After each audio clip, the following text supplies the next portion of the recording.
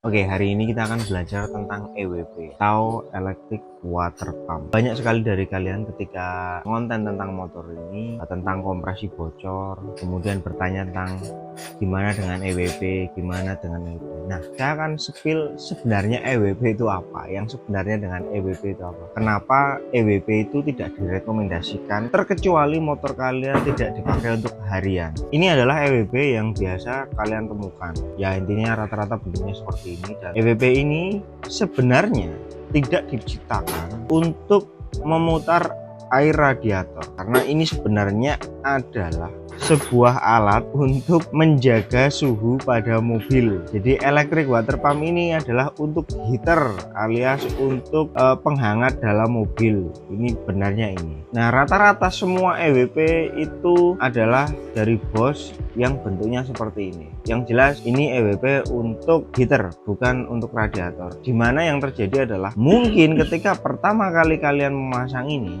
itu putarannya pertama itu dia masih oke. Akan tetapi sebuah hukum alam di mana ketika air itu dipanaskan dia akan memiliki tekanan, maka tekanan itu akan membuat si EWP ini kerjanya itu semakin pelan. Dalam artian apa? Ketika panas si EWP ini kerjanya akan semakin berat, jadi dia akan muternya akan semakin slow. Contoh gampangnya pada motor ini, ketika belum diisi air radiator, inilah ketika langsung kita colokin ke aki itu suaranya kenceng, tapi begitu kena air suaranya akan mulai memelan. Nah, begitu motornya mulai panas, ini suaranya akan semakin pelan, dan suaranya itu mirip sekali dengan full pump. Nah, jadi saya sangat tidak merekomendasikan penggunaan EWP, entah apapun alasannya ya. Baik, wah tapi motor saya sudah nggak standar, udah bore up, udah ini. Oke, silakan. Tapi kalau misalkan motor kalian tidak dipakai harian, kalian pakai EWP oke.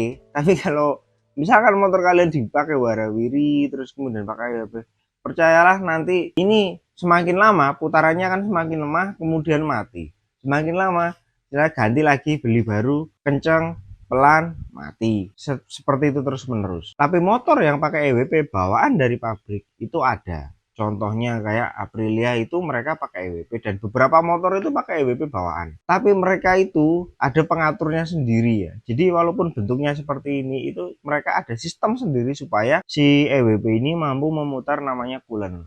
Nah, EWP yang bawaan itu harganya mahal. Harganya adalah sekitar 3 jutaan. Dan sama seperti water pump ini, buat kalian yang sudah sering main motor Eropa juga tahu bahwa electric water pumpnya bawaan motor pun itu yang rata-rata motor Eropa gampang mati. Nah, kalian udah ada pengalaman yang pakai water pump tapi mati-mati terus? Silahkan komen. Stay young, ride fast.